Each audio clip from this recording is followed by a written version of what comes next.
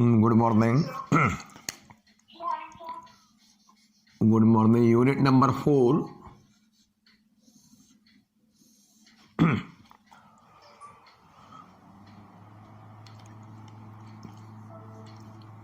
Electromagnetic induction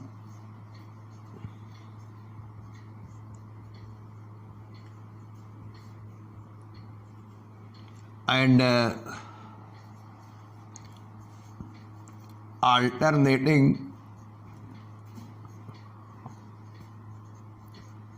current, ये unit का नाम है। Unit number 4 electromagnetic induction and alternating current. और 2 चैप्टर है। पहले ये पूरा नाम लिख लीजिए और इसमें 2 चैप्टर है। इसमें पहला चैप्टर है EMI इलेक्ट्रोमैग्नेटिक इंडक्शन। तो हम लोग चैप्टर नंबर 1 की ओर आ रहे हैं और चैप्टर नंबर 1 है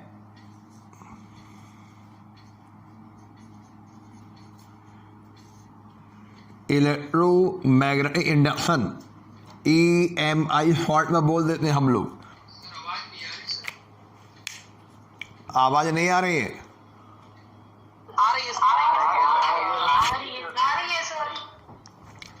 इलेक्ट्रोमैग्नेटिक इंडक्शन या EMI है ना, ये चैप्टर नंबर 1 डाल दीजिए।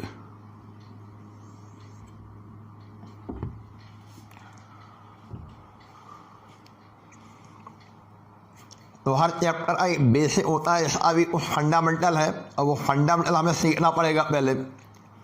पहले हम चैप्टर के बेसिक समझेंगे तो हमें चैप्टर समझ में आ जाएगा। तो बेसिक है मैग्नेटिक फ्लक्स। जब तक हम लोग मैग्नेटिक फ्लक्स नहीं सीखेंगे तो आगे चैप्टर समझना बड़ा मुश्किल हो जाएगा। तो पहले हमारा सारा ध्यान रहेगा मैग्नेटिक फ्लक्स के ऊपर। पहले हेडिंग डालिए मैग्नेटिक फ्लक्स।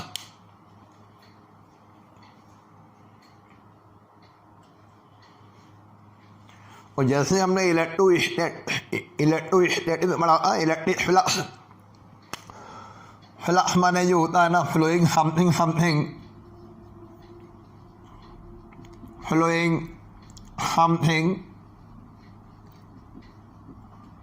और यहाँ लिखा हुआ magnetic flux. Actually magnetic flux का मतलब हो गया magnetic lines of any force या magnetic field line. Magnetic field lines ये फ्लो होगी थ्रू एनी सरफेस। तो आज हम लोग इसी को डिटेल्स में स्टडी करेंगे, मैग्नेटिक फ्लक्स को।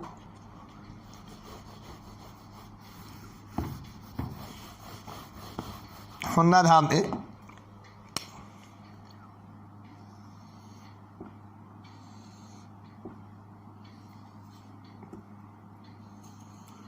ये कोई सरफेस है, एनी प्लेन सरफेस, और ये सरफेस इज प्लेस्ड या held in a uniform magnetic field. ये सरफेस हमने लिया जिसका सरफेस एरिया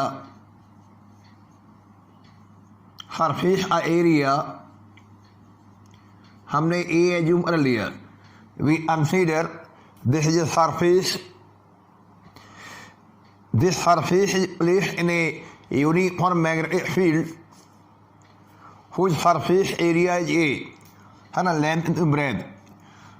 आप देखो जरा जानते हैं, सेंटर से हमने एक विशेष तरह का वेक्टर बनाया which is perpendicular to this plane of the surface. This vector is known as the area vector. Area vector Gauss theorem पढ़ा, इसी सरफेस का एरिया वेक्टर उस सरफेस के मैग्नीट्यूड और उसके ओरिएंटेशन को बदलाएगा। एरिया वेक्टर हमेशा सरफेस के परपेंडिकुलर होगा, प्लेन के परपेंडिकुलर होगा, क्योंकि ये सरफेस यानी फील्ड में डला हुआ है। Now we draw the number of the magnetic यानी फील्ड लाइन। देखना ध्यान दें,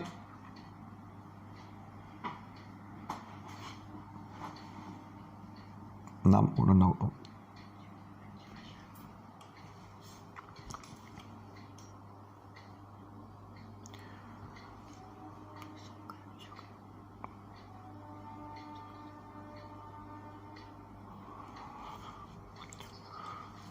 तो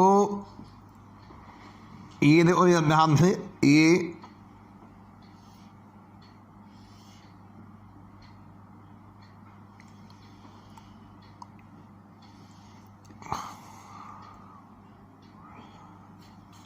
हम उस लाइनें बना रहे हैं।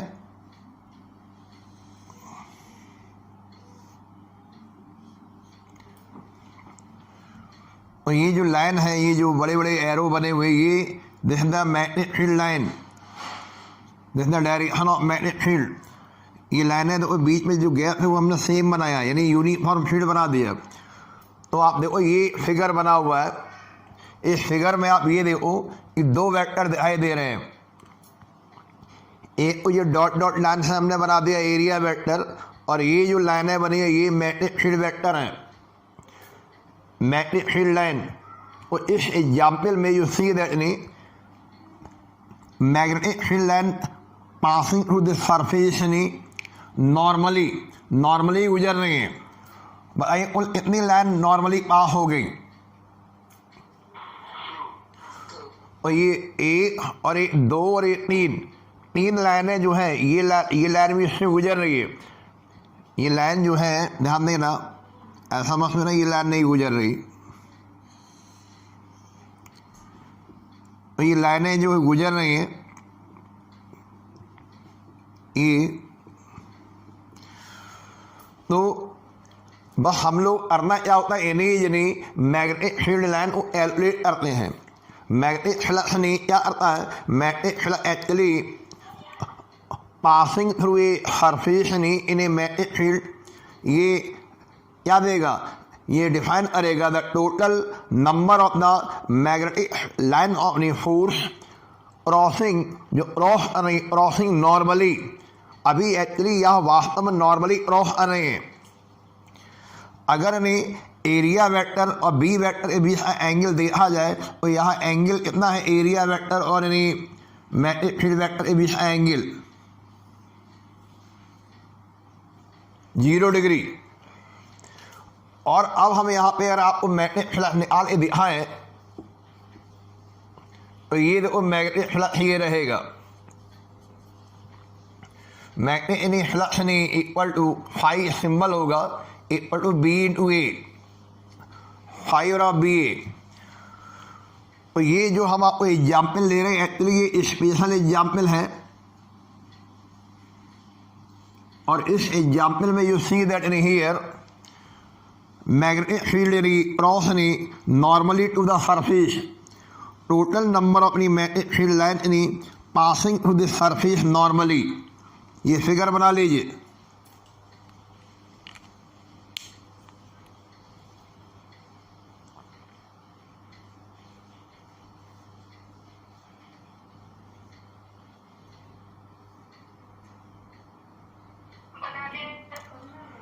अच्छा आप देखो जरा ध्यान दें, फिर हमने वही सरफेस लिया। आपको समझाने के लिए भी again consider the a plane surface, this surface is placed in a uniform magnetic field. We again draw the area vector of this surface A. चलिए मान लीजिए in this situation magnetic field line या magnetic field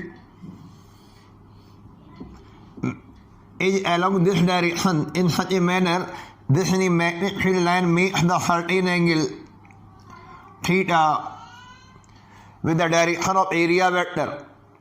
यहाँ पर magnetic field line यानी इस तरह से क्रॉस कर रहे हैं। ये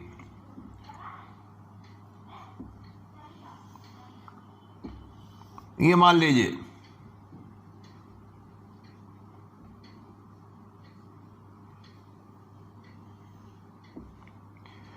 तो अगर इन्हें मैग्नेटिक फील्ड लाइन इस तरह से क्रॉस कर रही है और फिर आपसे पूछा जाए can you find the magnetic flux link with the surface, क्या आपने इस सरफेस से गुजरने वाले मैग्नेटिक फ्लक्स का कैलकुलेशन कर सकते हो?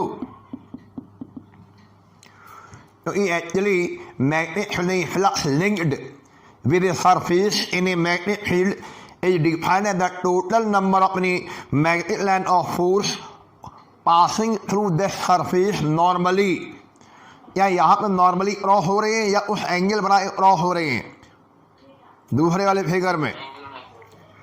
और दूसरे वाले फिगर में ये लाइनें, ये मैग्नेटिक फील्ड लाइन ऑब्लिक तिरछी क्रॉस हो रही हैं ऑब्लिकली। तो फिर हम क्या करें, हमें को बताएगा आपको वो फील्ड लाइनें कैलकुलेट करनी जो नॉर्मली क्रॉस हो। तो हम लोग क्या करेंगे, हम यहाँ पर मैग्नेटिक फील्ड जो लाइनें हैं या जो मैग्नेटिक फील्ड बी बना हुआ, बी वेक्टर बना हुआ है, उसको रिजॉल्व करेंगे। रेजोल्यूशन करने में मास्टर हो और रेजोल्यूशन करने के बाद मैग्नेटिक फील्ड अब वो कंपोनेंट हम लेंगे जो इसके प्लेन ए, इसके सरफेस एरिया एक परपेंडिकुलर हो। ये सरफेस एरिया कितना है, सरफेस एरिया हमने मान लिया ए है और इसको आप रिजॉल्व करिए। आप जब आप इसे रिजॉल्व करेंगे तो बताओ इस डायरेक्शन में इसका कंपोनेंट क्या आ जाएगा, ये वाली डायरेक्शन में एरिया वेक्टर की डायरेक्शन में बोलो कंपोनेंट बी cos थीटा। तो ये जो कंपोनेंट है ये परपेंडिकुलर है, नॉर्मल कंपोनेंट है, बी परपेंडिकुलर बी नॉर्मल। तो हम लोग जब भी फ्लक्स कैलकुलेट करेंगे तो मैग्नेटिक फील्ड अब वो कंपोनेंट लेंगे जो एरिया वेक्टर पैरेलल में होगा, या फिर ऐसे बोलो मैग्नेटिक फील्ड कंपोनेंट लेंगे जो उसके प्लेन ए नॉर्मल होगा। Component of the magnetic field normal to the surface, ये जो सरफेस ले रहे हो नॉर्मल होना चाहिए। तो ये वाला फिगर बना लीजिए।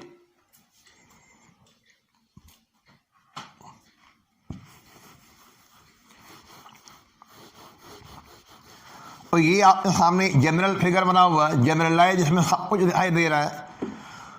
और in general when any surface is place in a magnetic field then how can we determine the magnetic flux linked, जो उससे लिंक्ड है, संबंधित है, लिंक्ड विद दैट सरफेस। तो यहाँ पर इस फिगर के नीचे लिख लीजिए फाई निकालना है। पहले वाले में आपने बी बोला, क्या या बी बोलेंगे या बी cos थीटा बोलेंगे, कौन सा कंपोनेंट यूज होगा, बी cos थीटा यूज होगा। और 5 और बी cos थीटा,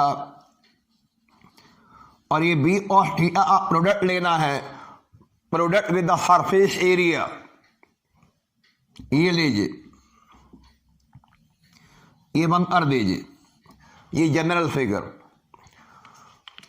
तो हमें इस पर ध्यान देना है। This is the calculation of the magnetic flux linked with the surface place in a magnetic flux. और अब आप समझ गए होंगे। पहले तो ये बताओ इसकी जो डिक्शनरी मीनिंग है, इसका फिजिकल मीनिंग है, क्वालिटेटिव मीनिंग की मैग्नेटिक फ्लक्स हमें देता क्या है। एक्चुअली मैग्नेटिक फ्लक्स ने give the total number of the magnetic line of force crossing the surface normally. देखना ध्यान से, मैग्नेटिक फ्लक्स लिंक्ड विद, या तो ये बोला और लिंक्ड विद एक तरीका है बोलने का, या दूसरा तरीका है पासिंग थ्रू।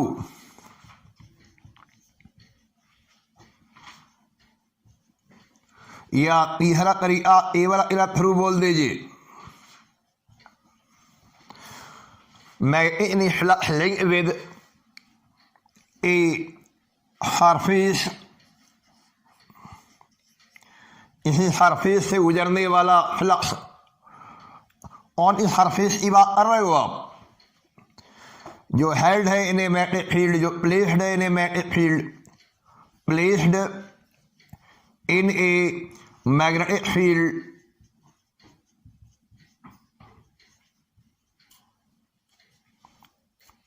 ये इंट्रोडक्शन हो गया। How can introduce is defined as, क्या आएगा, क्या सिखाएगा हमें, ये लीजिए, टोटल नंबर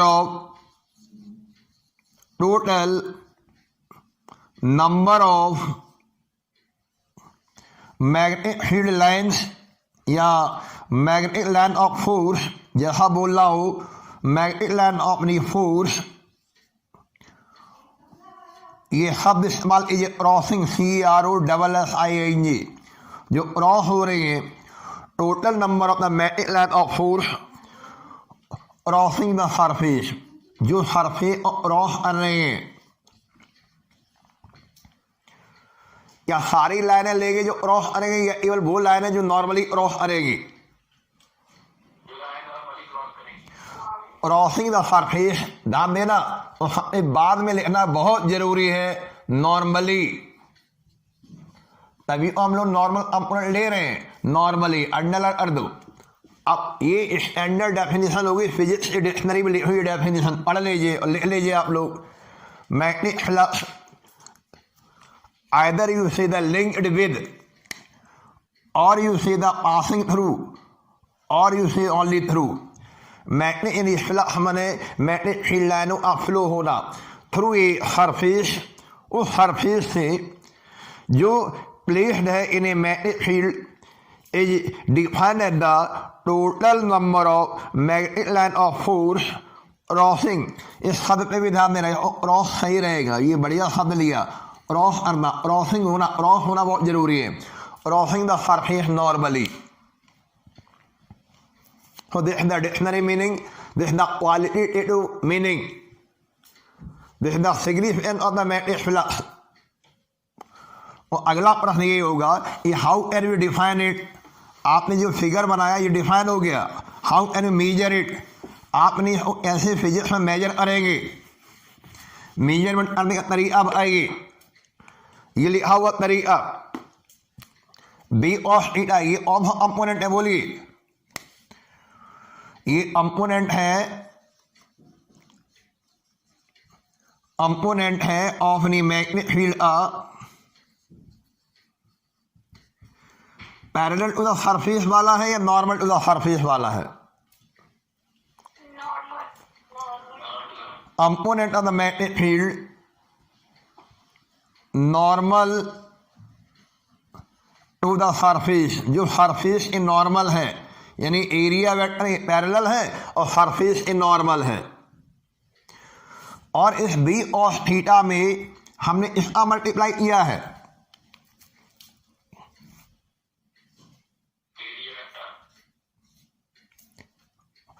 सरफेस एरिया, यानी area vector A magnitude surface area लीजिए, हो गया, that will provide the phi, ये लीजिए। तो आप अब इसको डिफाइन कर सकते हो, हाउ कैन मेजर, मेजरमेंट कैसे करेंगे, फाई मैग्नेटिक फ्लक्स नी measures by the product of, इसका प्रोडक्ट लेना है, बोलिए प्रोडक्ट ऑफ नंबर ये, प्रोडक्ट ऑफ, बोलिए magnetic flux link with the surface measures नहीं by the product of phi, जो होगा मेजर्स मेजरमेंट किया जाता है by the product of number a component of the magnetic field normal to the surface. अगर यानी general कोई फील्ड यानी ऑब्लिक क्रॉस कर रही है तो हमें नॉर्मल कंपोनेंट लेना है, component of the magnetic field normal to the surface and surface area. तो ये डेफिनेशन हो गई क्वांटिटेटिव डेफिनेशन। ये कौन सी डेफिनेशन दे दी हमने, क्वांटिटेटिव डेफिनेशन जिसकी मदद से हम फिजिक्स में उन पैरामीटर उन फिजिकल पार्ट का मेजरमेंट कर लेते हैं, और ये हमारे वैज्ञानिकों ने हमें सिखाया। नोट कर लीजिए, यानी कुल मिला के ये बात कहने की कोशिश की जा रही बार बार, ये फाई बराबर बोलिए बी ऑफ थीटा, ये वाला कंपोनेंट जो है मल्टीप्लाई होगा, प्रोडक्ट लिया जाएगा by the area, surface area. Phi बराबर B of theta into A ले लीजिए, या ऐसे लिए जिससे जल्दी लर्न हो जाए। फाई बराबर बी ए ऑफ थीटा, या ऐसे ले लीजिए फाई बराबर बी ए ऑफ थीटा, ये रहा फाई बराबर B into A of of theta. Clear? तो ये इस तरीके से हमें मैट्रिक्स फ्लक्स में मास्टरी हासिल करनी है। अगर हम मैट्रिक्स फ्लक्स को एक बार अच्छी तरह से सीख ले तो ये चैप्टर को समझने में बहुत मुश्किल नहीं आएगी। क्या हुआ फार्मूला मैट्रिक्स फ्लक्स? बोलिए, पहले को बोला सीखो फाई को क्या बोला करेंगे, मैग्नेटिक फ्लक्स जो लिंक्ड है, लिंक्ड विद ये बोलना सीखो, matrix flux linked with any surface, ये सरफेस में भी the surface of any coil, surface of any loop, surface of any circuit. तो ये फाई जो मिला हमें B A cos of theta, ये मिला, ये लीजिए बंद कर दीजिए। अगर हम देखना चाहें तो आपको समझ में आना चाहिए फाई को पता लगाने के लिए क्या क्या चीज़ें की जरूरत पड़ेगी। नंबर एक बोलो, पहला जिसने मैट्रिक्स फील्ड में डाला गया है हमें ये पता होना चाहिए जिसमें हम फ्लक्स निकाल रहे हैं सरफेस से गुजरने वाला, आखिर वो फील्ड की स्ट्रेंथ क्या है। मैग्नेटिक फील्ड स्ट्रेंथ कन्फर्म करेगी। अगर फील्ड की स्ट्रेंथ ज़्यादा होगी उससे magnetic field line given surface से ज़्यादा पास हो जाएंगी। नंबर दूसरा, जिस सरफेस पर आप एनालिसिस कर रहे हो उस सरफेस का एरिया, जो सरफेस का वो एरिया जो फील्ड के साथ लिंक्ड है। और तीसरा ये हमें देखना होगा जो सरफेस की जो बात चल रही है उस सरफेस का ओरिएंटेशन कैसा है, मतलब वो सरफेस यानी उसका एरिया वेक्टर फील्ड के साथ कितना एंगल बना रहा है। ये तीन चीज़ों का पता होना बहुत ज़रूरी है। पहला बोलो मैग्नेटिक फील्ड स्ट्रेंथ पता होना चाहिए, दूसरा एरिया पता होना चाहिए, तीसरा ओरिएंटेशन डिक्लेयर होना चाहिए। तो हम लोग मैग्नेटिक फ्लक्स जो है जो लिंक्ड है विद एनी सरफेस को कैलकुलेट कर लेंगे। अच्छा एक चीज़ बताओ, अगर कहीं ऐसा होने लगे कि हमने एक फील्ड में सरफेस डाल दिया और ये जो फील्ड है ये फील्ड मान लो वेरिएबल है, क्या है फील्ड वेरिएबल, मतलब फील्ड की जो वैल्यू है वो चेंज हो रही है विद रिस्पेक्ट टू टाइम। तब क्या होगा, जो लिंक्ड है फ्लक्स सरफेस के साथ में वो क्या कांस्टेंट बना रहेगा या वो भी वेरिएबल होगा। और अगर नहीं बी चेंज होगा, if any B changes then flux will be changed. चलो मान लो बी हमारा कांस्टेंट है, बी हमारा कांस्टेंट है, यूनिफॉर्म जिस फील्ड में डाला गया है वो फील्ड कांस्टेंट है। लेकिन जो एरिया था, एरिया जो फील्ड के अंदर था हो सकता एरिया चेंज हो रहा हो। अब आप पूछ सकते एरिया कैसे चेंज हो रहा होगा, एरिया कैसे चेंज हो सकता भैया।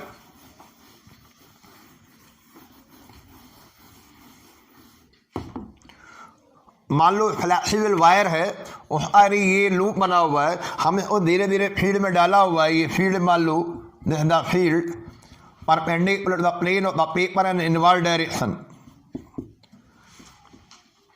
अभी सर्टेन रेडियस बना हुआ है, आप इसको इलोंगेट करो खींचिए तो हो सकता नहीं इतना बड़ा एरिया बना लो, इतना बड़ा लूप बना लो। फ्लैक्सिबल वायर का बना हुआ है, या मान लो फ्लैक्सिबल वायर का नहीं है, रिजिड वायर आ है और मान लो लूप यानी ध्यान देना ये फील्ड बना हुआ है, हम इसी एजेंसी की मदद से अपना जो लूप था वो लूप यानी 13 वेलोसिटी से अंदर ले जा रहे हैं। और मान लीजिए ये इधर है, कुछ देर बाद ये इधर आ गया, कुछ देर बाद ये पूरी तरह से अंदर चला गया, हम इसे ले जाके बाहर ला रहे हैं, फिर ये धीरे धीरे बाहर निकलने लगा। और आप देखो जब ये पहली पोजीशन में था और इस लूप का पूरा एरिया फील्ड के बाहर है, ये पोजीशन में इसमें कुछ एरिया फील्ड के अंदर आ गया, ये वाला एरिया फील्ड के अंदर आ गया। तीसरी वाली जो पोजीशन है इसमें एरिया पूरे लूप का एरिया इनसाइड द फील्ड हो गया, और लास्ट में जब वो निकल के बाहर जा रहा है फील्ड ए, और एवन इतना एरिया जो है ये फील्ड के अंदर रह गया और निकलेगा बाहर, धीरे धीरे एरिया रिड्यूस हो आ जाएगा। और एक्चुअली ये एरिया द सरफेस एरिया वो है जो फील्ड के साथ एसोसिएट है। और अगर कहीं ऐसा हो रहा हो कि एरिया चेंज हो रहा हो, area of the surface with the field changes, तब बताइए फ्लक्स पर क्या प्रभाव पड़ेगा। और फ्लक्स चेंज हो जाएगा, और फ्लक्स चेंज होने की वजह क्या क्या है, चेंज इन फ्लक्स में हो सकता मैग्नेटिक फील्ड चेंज हो रहा हो सकता एरिया चेंज हो रहा हो। और मान लीजिए ना मैग्नेटिक फील्ड चेंज हो रहा है और ना ही एरिया चेंज हो रहा है, लेकिन जो ओरिएंटेशन है थीटा वो चेंज हो रहा हो। मान लीजिए कोई लूप ऐसे डला था, ये कुछ देर बाद लूप ऐसे हो गया, फिर वो लूप ऐसे हो गया, फिर वो लूप इस तरह हो गया। तो अगर जो फील्ड के अंदर डला हुआ लूप है या सरफेस है वो अपना ओरिएंटेशन घुमा रहा है, रोटेशनल मोशन ले रहा है, यानी surface is rotated inside the field, और ये थीटा चेंज हो जाएगा during the rotation due to rotation of the surface, due to rotation of the coil और सरफेस। तो ये थीटा क्या होगा, और थीटा यानी चेंज होगा, और अगर थीटा चेंज हो गया तो फाई चेंज होगा। तो अब चलिए बताइए फाई के चेंज होने की क्या क्या वजह हो सकती है। Due to change in magnetic field, due to change in surface area associated with the field, due to rotation of the surface या ऑयल इनसाइड द फील्ड। और इसीलिए हमने नंबर डाले, पहला बी, दूसरा ए और तीसरा यानी थीटा। इन तीन चीज़ों के ऊपर फाई की वैल्यू डिपेंड करेगी। इन तीनों में से कोई सा भी एक चेंज हो जाएगा तो फाई चेंज हो जाएगा, फ्लक्स चेंज हो जाएगा। ठीक है, so this the general expression to find the magnetic flux link with the surface inside the magnetic field. Phi बराबर B cos theta, this is the component of magnetic field normal to the surface into area, surface area. In other words, for the simplicity we can say phi बराबर b a cos theta। Right hand side में देखिए ये cos theta है, angle यानी theta in the between area vector and B vector. तो अगर यानी इसको वेक्टर फॉर्म में लिखा जाए तो इन वेक्टर फॉर्म और इस हाथ में लिखा हुआ है डॉट लगाया जाए या क्रॉस लगाया जाए, और फाई बराबर हो जाएगा B vector dot A vector. तो आज आपको ये भी पता चल जाना चाहिए जब ऐसी बात हो गई whether the magnetic field is scalar quantity और यानी वेक्टर क्वांटिटी। जब हम लोग मैग्नेटिक फील्ड को कैलकुलेट करेंगे तो वो स्केलर है या वेक्टर है।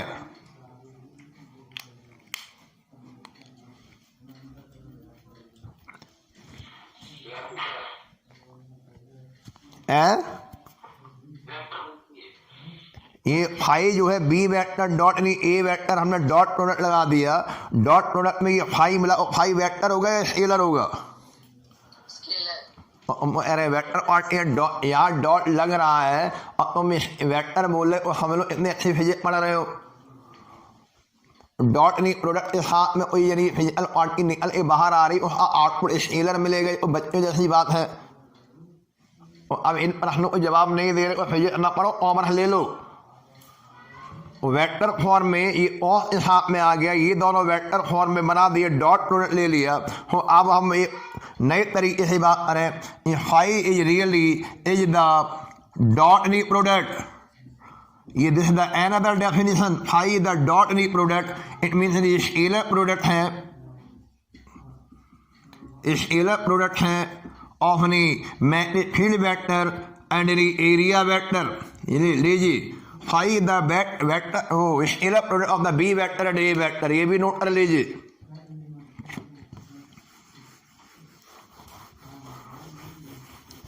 तो ये पूरा डिस्कशन हमने आपको कराया।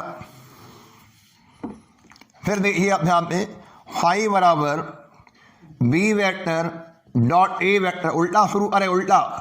फाई बराबर B vector dot A vector, phi बराबर बी ए ऑफ थीटा, या यू में से फाई बराबर B of theta into A, यू में से फाई बराबर B perpendicular into A, normal component. ये एक लाइन में समरी ले लो।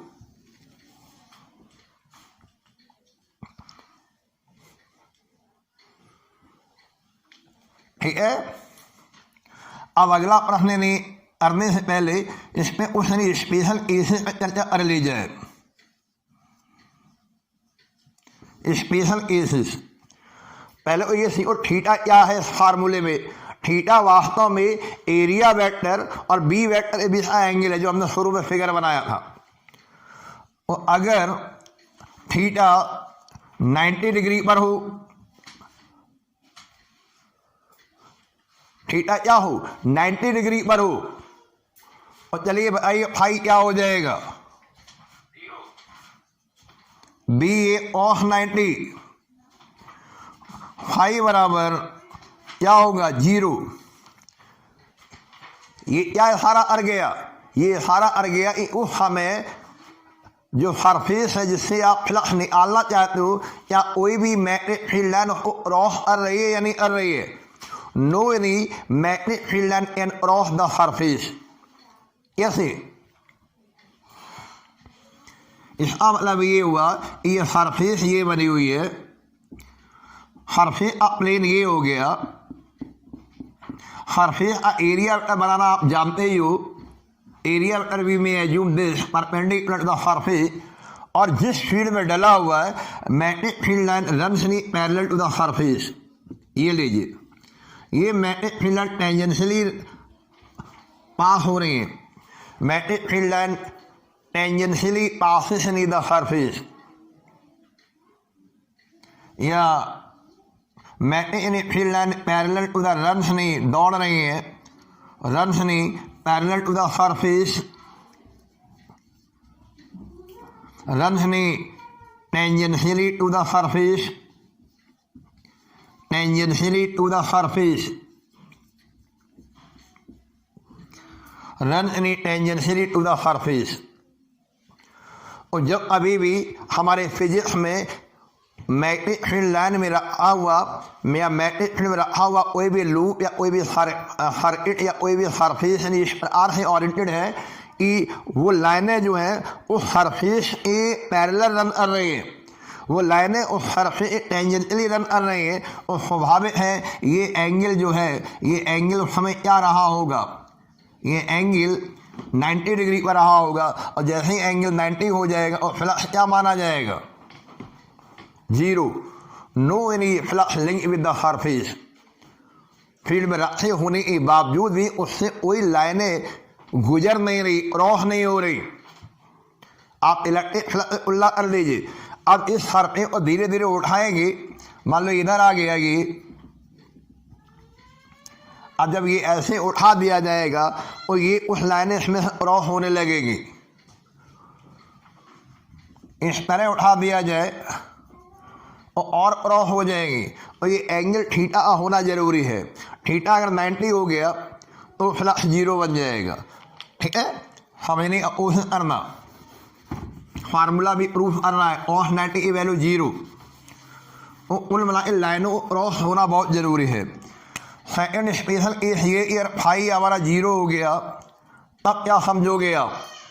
फाई जीरो होने मतलब सॉरी फाइव जीरो थीटा यानी जीरो हो गया, थीटा यहाँ जीरो ले लिया जाए, मतलब बी वेक्टर और ए वेक्टर के बीच एंगल जीरो कर दिया जाए।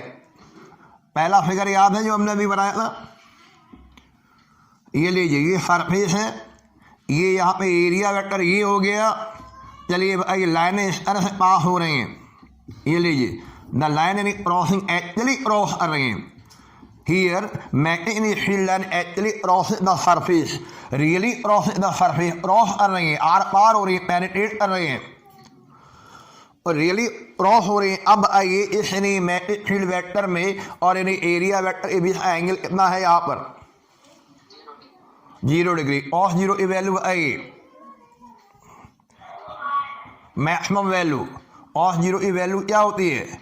मिनिमम या मैक्सिमम? और फाई क्या होगा इस सिचुएशन में? फाई मैक्सिमम क्रॉस हो जाएगा, फाई बराबर बी ए। तो इस तरह हमारे पास सारा एविडेंट है, प्रूफ है। ये ओरिएंटेशन चेंज होने से भी फ्लक्स की वैल्यू बदल जाती है, ठीक है। अब जरा यूनिट की बात करते हैं हम लोग। यूनिट में ए पार्ट डालिए, S I unit, SI unit, SI unit में आ जाएगी। आपने को बी ए लिखा हुआ है और क्या हो जाएगा? Unit of magnetic flux equal to, इसका B I S I unit नहीं आपको बताया हमने, ऑर्बिटरी यूनिट टेस्ला।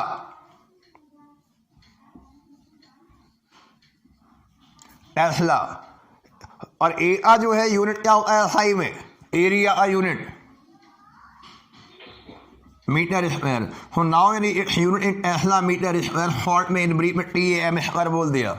लिख लीजिए यूनिट ऑफ मैग्नेटिक फ्लक्स ने इधर टेस्ला मीटर स्क्वायर, और ये टेस्ला मीटर स्क्वायर इसी को पूरे को हम लोग यहाँ पर भी हम ऑर्बिटरी नेम लेंगे, name of the scientist WEB और वेबर। इसका सिंबल W बड़ा बनाएंगे, B छोटा बनाएंगे, weber. This is SI absolute यानी SI unit, arbitrary SI unit weber. तो आप समझ गए होंगे वेबर का मतलब हो गया 1 वेबर इक्वल टू हो गया 1 टेस्ला मीटर स्क्वायर।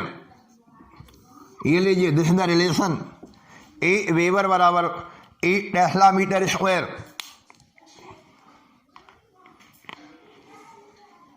नोट कर लीजिए, बी नंबर डालिए, सीजीएस यूनिट,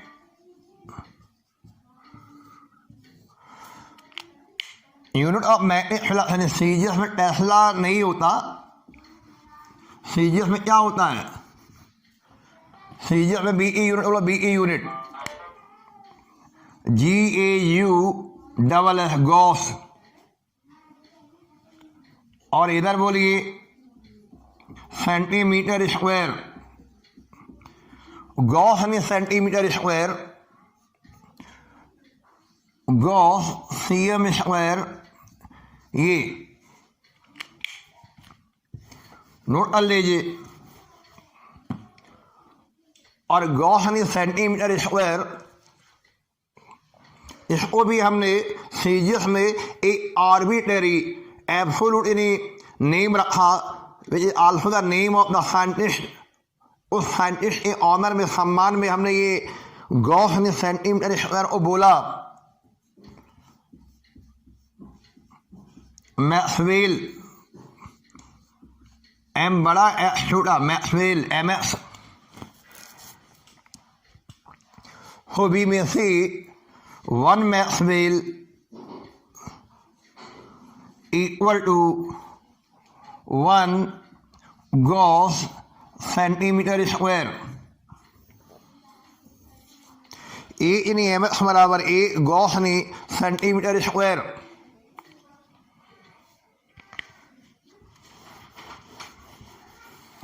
तो ये दो यूनिट हो गई, वेबर और maxwell. Weber is the SI unit and maxwell is the CGS unit. Weber is really the tesla metre square 5 BA cos theta से। और अगर ये पूछ लिया जाए इसको वेबर को SI में कन्वर्ट करिए कन्वर्जन, तो कैसे करेंगे? आपने बोला एक्चुअली 1 वेबर का मतलब होता है 1 टेस्ला मीटर स्क्वायर।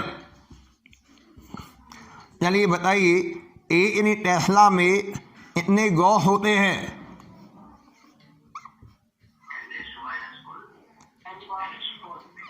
एक टेस्ला में 10⁻⁴ गॉस होते हैं। टेस्ला बड़ा होगा -4 कैसे आ जाएगा? टेस्ला बराबर 10⁻⁴ गॉस, GAUSS। और 1 मीटर में सेंटीमीटर होते हैं 100, और स्क्वायर लगा हुआ है 10⁻⁴ सेंटीमीटर स्क्वायर। चलिए कुल मिला के ये होगा 1 वेबर बराबर 10⁸ +8 गॉस सेंटीमीटर स्क्वायर। और गॉस सेंटीमीटर स्क्वायर को क्या बोलते हो? 1 वेबर बराबर 10⁻⁸ मैक्सवेल। ये लीजिए, इसे बंद कर दीजिए। 1 वेबर में 10⁸ मैक्सवेल होते हैं। मैक्सवेल कितने? 10⁻+8 मैक्सवेल।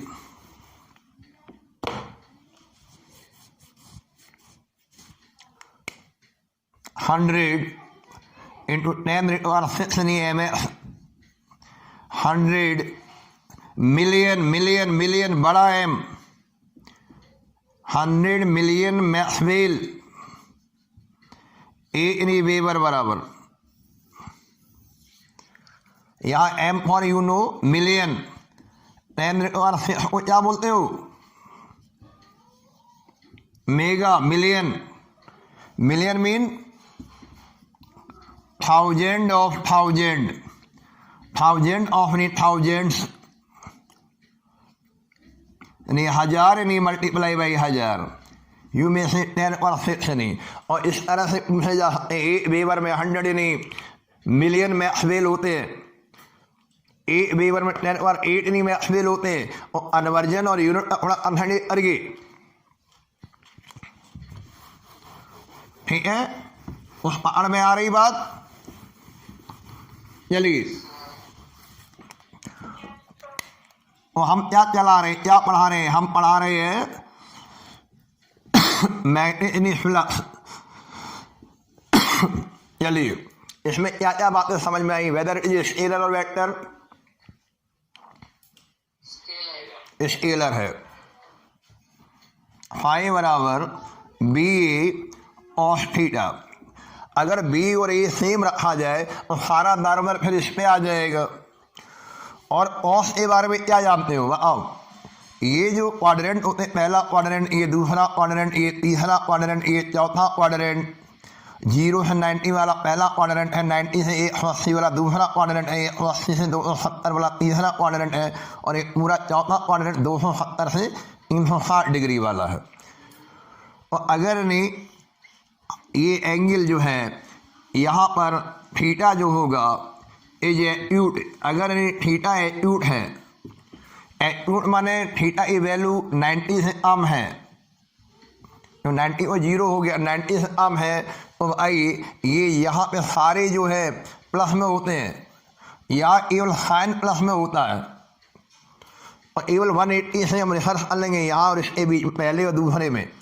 और थीटा अगर एक्यूट है तो cos यानी थीटा की जो वैल्यू आएगी वो पॉजिटिव आएगी, तो इसलिए फाई की वैल्यू भी क्या आएगी? पॉजिटिव आएगी। ये थोड़ा डिस्कशन में नोट कर लीजिए। डिस्कशन में नंबर 1 ये बात करें नोट, और ये समझने का प्रयास करें। एक 5 और BA cos थीटा इशारा कर रहा है कि अगर नहीं ये थीटा जो है B वेक्टर और A वेक्टर के बीच एंगल है थीटा। थीटा क्या है? एंगल है between B vector and A vector, और इनके बीच एंगल एक्यूट रहेगा और थीटा पॉजिटिव रहेगा और फाई पॉजिटिव आ जाएगा। वेदर इट इज स्केलर, भले ही ये स्केलर हो, स्केलर होने के बावजूद भी इसकी पॉजिटिव नेगेटिव वैल्यू बनेगी। फाई नेगेटिव हो सकता है इसमें थीटा की वैल्यू इज ऑब्ट्यूस। अगर थीटा ऑब्ट्यूस हो जाए यानी थीटा की वैल्यू एकदम 90 से ज़्यादा होने लगे, 95, 100, 110, तो उस समय और थीटा की वैल्यू क्या हो जाएगी, ये सेकंड क्वाड्रेंट में आ जाएगी। और सेकंड क्वाड्रेंट में आने का साइन केवल प्लस में होता है, बाकी सारे माइनस में होते हैं।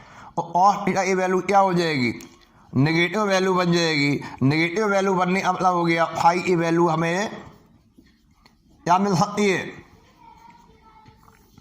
नेगेटिव मिल सकती है। और फाई स्केलर है, it may be positive, it may be depend negative, that depends upon their orientation of the surface in head inside the magnetic field. ठीक है,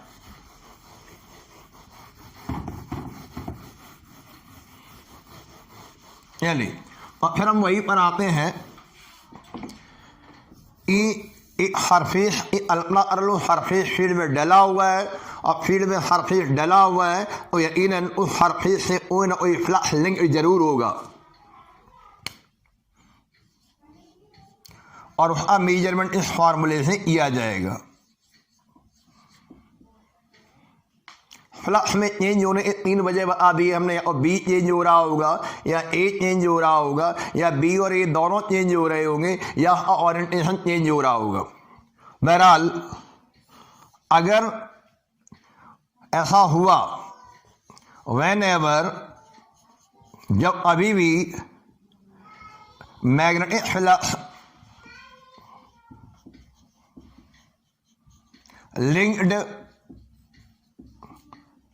with surface placed in a magnetic field changes, जब अभी भी magnetic flux जो इसी surface जो field में डला हुआ है उससे गुजरने वाला मैग्नेटिक फ्लक्स क्या हो जाए, चेंजेस हो जाए, बदल रहा हो।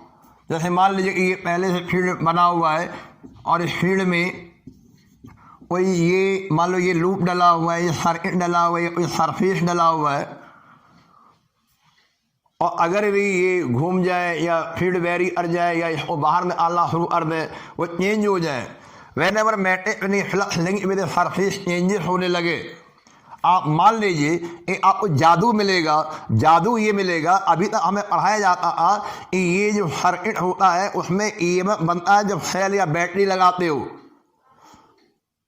सेल अथवा battery, this is the source of the EMF.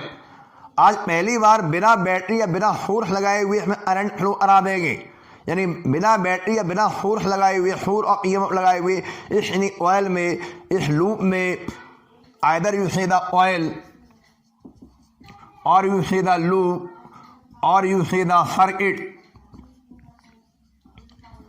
इस सर्किट में, इस ऑयल में, इस लूप में ईएमएफ डेवलप हो जाएगा, बशर्ते क्या हो जाए, इससे गुजरने वाले मैग्नेटिक फ्लक्स में चेंज नजर आ जाए। और whenever magnetic flux linked with surface changes, क्या होगा, ईएमएफ इज प्रोड्यूस्ड,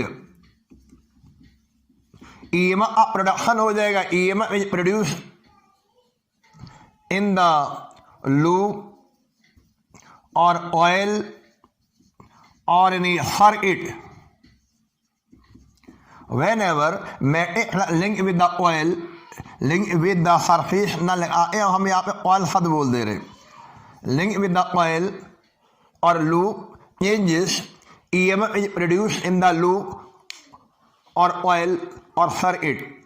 ये फिनोमेना, यही phenomena is known the electromagnetic induction. Electro सुनना नाम है, इलेक्ट्रो माने आपने देखो करंट पैदा कर दिया, इलेक्ट्रिक करंट डेवलप होगा या इलेक्ट्रिसिटी डेवलप हो जाएगी। मैग्नेटिक क्यों डेवलप हो रहा है, या कोई आपने बैटरी या सेल लगाया है या कोई मैग्नेटिक फील्ड में कोई चेंजेस लाए हो, मैग्नेटिक फ्लक्स में चेंज लाए हो। मैग्नेटिक फील्ड में रखने पर मैग्नेटिक फ्लक्स में चेंज रहे मैग्नेटिक। और ये इंडक्शन माने इंस्पायरेशन, मोटिवेशन, प्रेरणा। और इसकी प्रेरणा से मैग्नेटिक फील्ड की प्रेरणा से, मैग्नेटिक फील्ड में भी कौन सा फील्ड, मैग्नेटिक फ्लक्स में चेंज की प्रेरणा से, जब मैग्नेटिक फ्लक्स में चेंज हुआ उस चेंज इंस्पायरेशन से क्या डेवलप हो गया, ईएमएफ इंड्यूस हो गया। बस देखो यहाँ पे पढ़िए, when ever magnetic flux link with coil changes, जब कभी भी, वेन एवर जब कभी भी मैग्नेटिक फ्लक्स जो लिंक्ड है विद द ऑयल, अगर वो चेंज हो रहा है तो यकीन मानिए ईएमएफ जो होगा इलेक्ट्रोमोटिव फोर्स यानी इंड्यूस, प्रेरित हो जाएगा। एक्चुअली आप प्रोड्यूस लिखना अभी जरा जल्दबाजी हो जाएगी, यू में से इंड्यूस्ड, INDUCD, इंड्यूस्ड हो गया, प्रेरित हो गया इन द लूप और ऑयल और सर्किट। हाँ, लेकिन अगर ये ऑयल आप पूरी तरह से चारों तरह से क्लोज है, बंद है, ओपन नहीं है, if coil is closed, loop is closed, then current flows through it, तो इसमें से करंट फ्लो हो जाएगा, current is flows through it. EMF को डेवलप होना ही होना है यार, मैग्नेटिक फ्लक्स में चेंज हुआ, चलो मान लीजिए ऑयल ब्रेक हो गई, ओपन है, खुली हुई है, तो फिर इसमें करंट फ्लो नहीं होगा, लेकिन ईएमएफ वहाँ इंड्यूस होगा। करंट तभी फ्लो होगा जब नहीं ऑयल क्या होगी, क्लोज हो जाएगी। और वही बोल दिया ना, ऑयल इज क्लोज्ड, ना करंट नहीं फ्लो थ्रू इट। और पहले ईएमएफ इंड्यूस होगा, ईएमएफ इंड्यूस होगा, फिर क्या फ्लो होगा, फिर उससे करंट बनेगा। करंट तभी बनेगी जब सर्किट ऐसा हो, क्लोज हो। और ये फिनोमेना नोट कर लो, पूरा सेंटेंस बना लो, whenever magnetic flux link with coil changes, जब अभी हमें लगे कि कोई ऑयल या सरफेस या लूप या सर्किट में मैग्नेटिक फ्लक्स चेंज हो रहा है, तो यकीन मानिए हम समझ लेंगे उस ऑयल में ईएमएफ सेटअप हो गया, बिना किसी सेल या बैटरी के। जादू जादू और वो जादू क्या हुआ, बिना सेल या बिना यानी बैटरी लगाए हुए सर्किट में, ऑयल में, लूप में ईएमएफ इंड्यूस हो गया, ईएमएफ सेटअप हो गया, ईएमएफ प्रेरित हो गया, ईएमएफ प्रोड्यूस हो गया। और if the coil is closed then any current is begin to flow through it. This phenomenon, ये फिनोमेनन क्या कहलाएगा, यही phenomenon is called electromagnetic induction, ये है EMI। This phenomenon is known as the electromagnetic induction. इसी को हम कहते हैं इलेक्ट्रो, मतलब इलेक्ट्रो माने EMF डेवलप कर दिया, इलेक्ट्रिसिटी डेवलप करने की तैयारी हो गई। क्यों हो गई, मैग्नेटिक इंडक्शन, इसकी प्रेरणा से, मैग्नेटिक फील्ड में चेंज की प्रेरणा से, मैग्नेटिक फ्लक्स में चेंज की इंस्पायरेशन से, ये कहलाता है इलेक्ट्रोमैग्नेटिक इंडक्शन। और इलेक्ट्रोमैग्नेटिक इंडक्शन से ये जो EMF यानी सेटअप हुआ है, इसने EMF को क्या नाम रखेंगे हम लोग, EMF को प्रोड्यूस नहीं by this method due to the change in magnetic flux. अगर EMF यानी जो चेंज मिल रहा है उसके लिए जिम्मेदारी दे दी due to change in magnetic flux, change in flux या पूरा लो चेंज इन मैग्नेटिक फ्लक्स। अगर नहीं EMF जो आपको मिला है ऑयल में, सर्किट में, लूप में, due to the change in magnetic flux, उसको नाम क्या रख देंगे हम लोग, इंड्यूस्ड EMF। कौन सा EMF, इंड्यूस्ड EMF। और उस इंड्यूस्ड EMF से जो करंट इन फ्लो होगा सर्किट में, उस करंट का नाम बता दीजिए, induced current. That current is known as the induced current. Note कर लीजिए,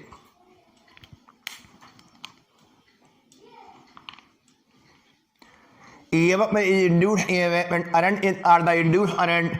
और ये जो EMF जो है इसकी वजह क्या आ रही है, कौन सा EMF, वो EMF जो due to the change in magnetic flux मिला, उसकी जो वजह है, कॉज है, वो ये है change in magnetic flux.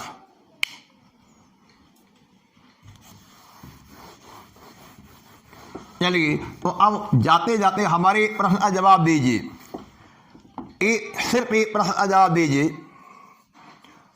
What is the cause of EMI? ये EMI का मेन कॉज क्या बना?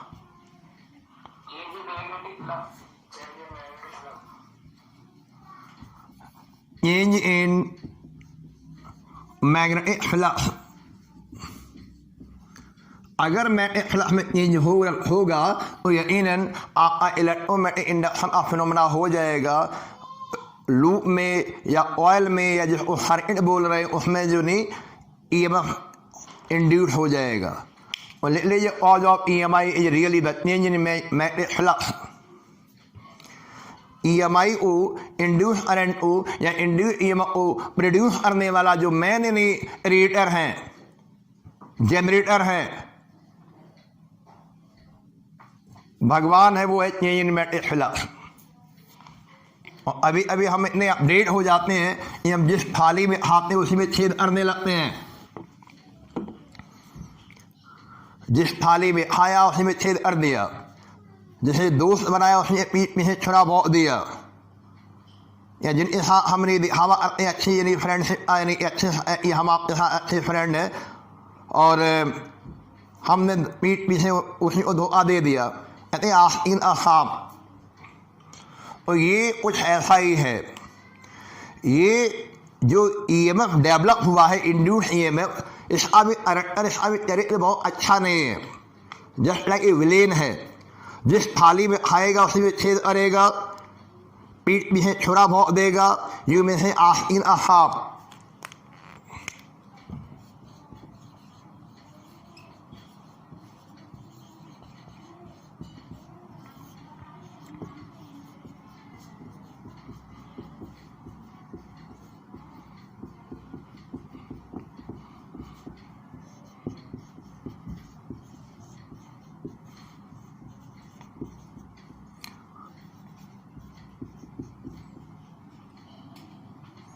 क्या होगा हिंदी में? पीठ पीछे छुरा गोपना, छुरा मारना। चलो हिंदी और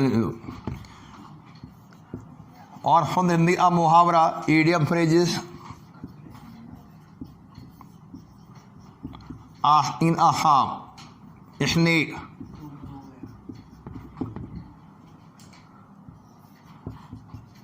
जिस थाली में खाएंगे, मतलब जो मैं खिला पिला रहा है, जिस थाली में खाया उसी में छेद करेंगे, नमक हरामी करेंगे। हमने जिसका नमक खाया उसी को धोखा दे देंगे। This is the induce EMF, this is the character.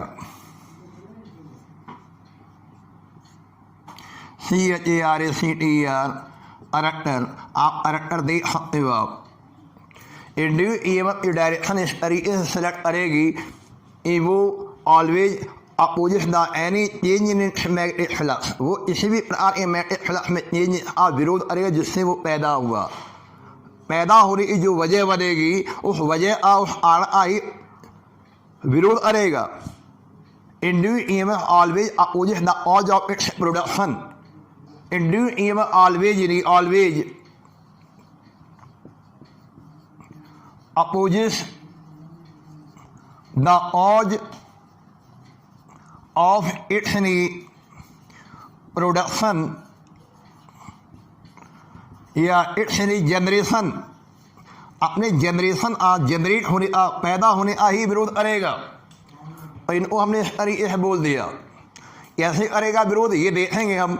ये आगे भविष्य में जब पैदा होगा और क्या रोल प्ले करेगा, है ना। तो ये इलेक्ट्रोमैग्नेटिक इंडक्शन से जो EMF डेवलप हुआ वो इंड्यूस्ड EMF। और इंड्यूस्ड EMF के बारे में कहा गया it always opposite the cause of its production. ये सारी बातें एक्सपेरिमेंटली प्रूफ करेंगे। तमाम number of the experimental observation करेंगे।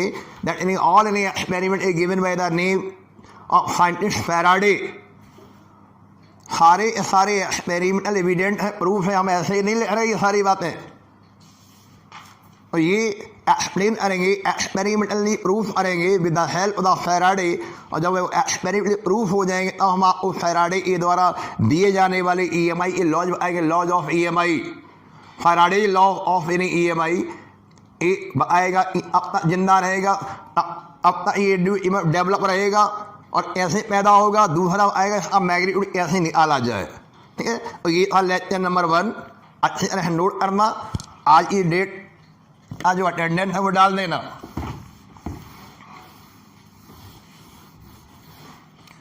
आज मंडे है।